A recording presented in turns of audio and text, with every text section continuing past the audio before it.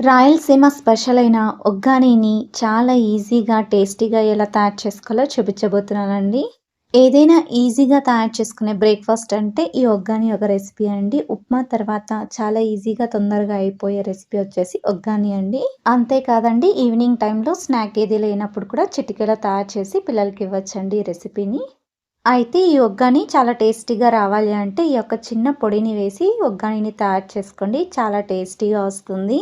So, Rayalaseema ఒగ్గానిని ఎలా తయారు చేసుకోవాలో చూపిస్తాను రండి. అందుకోసం ముందుగా ఒక మిక్సీ జార్‌ని తీసుకొని, అందులోకి మీ స్పైసీకి తగ్గట్టుగా పచ్చిమిర్చిని వేసుకోండి.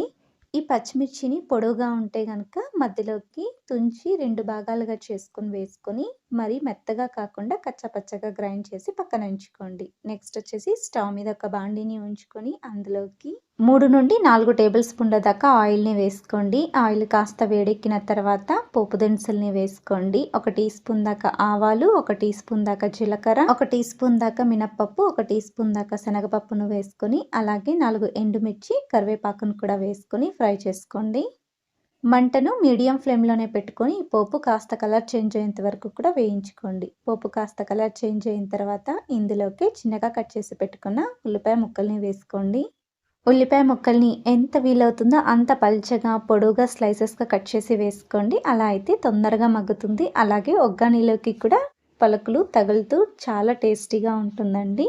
ఈ ఉల్లిపాయ ముక్కలు మగ్గే లోపల మనము ఒగ్గాని కోసం ఒక పొడినైతే తయారు చేసుకుందామండి. అది పుట్నాల పొడి అండి. మిక్సీ జార్‌లోకి హాఫ్ కప్పు దాకా పుట్నాల పప్పును వేసుకొని ఇలా గ్రైండ్ చేసుకోండి.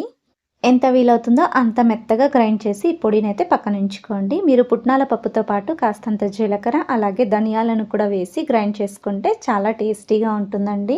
లేదా ఇలా పుట్నాల పప్పును మాత్రమే మెత్తగా ఇంతవరకు గ్రైండ్ చేసి పొడిని పక్కనుంచుకోండి. ఆ లోపల ఉల్లిపాయ ముక్కలు కూడా కాస్త బ్రౌనిష్ కలర్‌లోకి వచ్చాయి కదండీ! ఇలా మెత్తగా వేయించుకున్న తర్వాత ఇప్పుడు ఇందాక గ్రైండ్ చేసి పెట్టుకున్న పచ్చిమిర్చి ముక్కల్ని కూడా ఇందులోకి వేసుకోండి. మరీ మెత్తగా కాకుండా పలుకులుగా పచ్చిమిర్చి కనిపించేటట్టు గ్రైండ్ చేసి వేసుకోవాలి. అప్పుడే మనకు టేస్ట్ బావుంటుందండి. ఈ పచ్చిమిర్చిని కలుపుతూ 1 నిమిషం పాటు వేయించుకోండి. అందులో ఉండే పచ్చివాసన పోయేంత వరకు కూడా వేయించుకోండి. ఆ తర్వాత 1 కప్పు దాకా చిన్న ముక్కలుగా కట్ చేసి పెట్టుకున్న టమోటా ముక్కల్ని వేసుకొని కలుపుతూ వేయించుకోండి. ఈ టమోటా ముక్కలు మగ్గే లోపల మనము పక్కన బొరుగులను నానబెట్టుకుందామండి. బొరుగులంటే అవే మురుమురాలండి.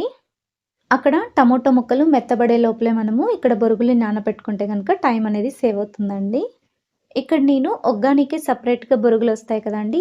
ఉండు బొరుగుల్ని, ఆ బొరుగులనైతే తీసుకున్నాను. ఇవి వచ్చేసి తొందరగా మెత్తబడతాయండి. 1 నిమిషం పాటు మనము నీళ్ళల్లో ఇలా ముంచి తీసేస్తే గనక మెత్తబడిపోతాయండి బొరుగులనేవి. మీరు తీసుకునే బొరుగులు బట్టి మీరు నీళ్ళలో ఎక్కువ సేపు ఉంచాలో లేదో అనేది తెలుసుకొని మీరు బొరుగులనైతే నానబెట్టి తీసుకోండి.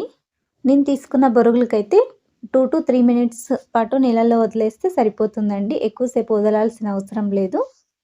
బొరుగుల్లో కాస్త గలీజ్ గనుక అనిపిస్తే మీరు 2 సార్లు బొరుగులనైతే వాష్ చేసుకొని తీసుకుంటే మంచిదండి. అప్పుడే మనకు తినేటప్పుడు నోట్లో గరిగరిగా అనిపించకుండా ఉంటుంది. ఇక్కడ బొరుగులు నానబెట్టుకుంటున్నప్పుడు మధ్య మధ్యలో మనము పోపును కూడా ఇలా కలుపుతూ మెత్తబడేంత వరకు ఉడికించుకోవాలండి. అలాగే వదిలేయకూడదు స్టవ్ మీద. చూడండి, నేనిక్కడ 2-3 నిమిషాల పాటు నానబెట్టుకున్నానండి. ఇలా బొరుగులు నానితే సరిపోతుంది. మరి ఎక్కువగా మెత్తబడాల్సిన అవసరం లేదండి. ఈ బొరుగుల్లో ఉండే ఎక్స్‌ట్రా నీళ్ళను మొత్తం కూడా పిండుకోవాలండి. ఇలా 2 చేతుల్ని సహాయంతో ఇలా 2 చేతుల్ని ప్రెస్ చేసేస్తే నీళ్ళు మొత్తం కూడా బయటికొచ్చేస్తాయండి. నేనిక్కడ నలుగురికి సరిపోయేటట్టుగా నేను బొరుగులనైతే తీసుకున్నాను. మీరు ఎంతమందున్నారో దాన్ని బట్టి మీరు క్వాంటిటీననేది పెంచుకోండి.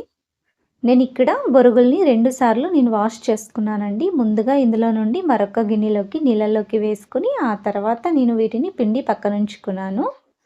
ఇలా బొరుగులనైతే రెడీ చేసి పక్కనుంచుకోండి. నెక్స్ట్ పోపు కూడా మెత్తబడిపోయిందండి. టమోటోలు, అలాగే ఉల్లిపాయ ముక్కలు, పచ్చిమిర్చి కూడా బాగా మగ్గినాయండి. ఇప్పుడు ఇందులోకి 1 టీ స్పూన్ దాకా పసుపును వేసుకోండి. ఇప్పుడు బాగా కలిపేసుకొని పసుపులో ఉండే పచ్చివాసన పోయేంత వరకు కూడా 1 నిమిషం పాటు వేయించుకోండి. పసుపులో ఉండే పచ్చివాసన పోయేంత వరకు కూడా ఇలా కలుపుతూ వేయించుకోండి. 1 నిమిషం పాటు కలుపుతూ వేయించుకుంటే సరిపోతుంది. ఇలా 1 నిమిషం పాటు వేయించుకున్న తర్వాత స్టవ్ ఆఫ్ చేసుకోండి. అప్పుడు మనకు ఒగ్గానికి సరిపడంత పోపు రెడీ అయిపోతుందండి. మీరు తీసుకున్న ఈ పోపు అనేది ఎక్కువ క్వాంటిటీలో ఉంటే కనుక కొద్దిగా ఒక కప్‌లోకి తీసి ఫ్రిడ్జ్‌లో ఉంచుకుంటే వారం వరకు కూడా నిల్వ ఉంటుందండి. లేదా మొత్తం కూడా సరిపోతుందనుకుంటే కనుక అదే గిన్నెలోకి మనము నానబెట్టి ఉంచుకున్న బొరుగుల్ని మొత్తం కూడా ఇందులోకి వేసేసుకోండి. ఇలా నానబెట్టుకున్న బొరుగుల్ని మొత్తం కూడా బాండీలోకి వేసేసుకొని ఆ పోపు మొత్తం కూడా బొరుగులకి పట్టేటట్టు బాగా కలుపుకోండి. బొరుగుల్ని వేసుకునేటప్పుడు స్టవ్ ఆఫ్‌లోనే ఉండాలండి. ఆన్ చేసుకోకండి. బాగా పోపు మొత్తం కూడా బాగా కలిసిన తర్వాత మనము స్టవ్ వెలిగించి కాసేపు అంటే 2 నిమిషాల పాటు వేయించుకుంటే సరిపోతుంది. స్టవ్‌ని ఆఫ్ చేసుకున్న తర్వాత పోపు మొత్తం బొరుగులకి కలిసేటట్టు ఇలా బాగా కలుపుకోండి. ఇలా బాగా కలుసుకున్న తర్వాత ఇప్పుడు ఇందులోకి నిమ్మరసంని వేసుకోవాలండి. మీ రుచికి సరిపడంత నిమ్మరసంనైతే వేసుకోండి. నేనిక్కడ ఒక నిమ్మ చెక్కని తీసుకొని వేసుకుంటున్నాను. నిమ్మరసం అవసరం లేదు. మీరు చింతపండుతో తయారు చేసుకోవాలనుకుంటే పోపులోకి చింతపండు గుజ్జును వేసి 2 నిమిషాల పాటు ఉడికిస్తే సరిపోతుందండి. ఇప్పుడు రుచికి సరిపడంత ఉప్పును వేసుకోండి. అలాగే చిన్నగా కట్ చేసి పెట్టుకున్న కొత్తిమీరను కూడా ఒక గుప్పెడంతా వేసుకోండి. అలాగే పుట్నాల పొడిని కూడా వేసుకోండి. ఇందులోకి పుట్నాల పొడిని వేస్తేనే చాలా టేస్టీగా ఉంటుందండి. ఒగ్గాని అనేది పొడి పొడిగా వస్తుంది. అలాగే తినేటప్పుడు కూడా చాలా టేస్టీగా ఉంటుందండి.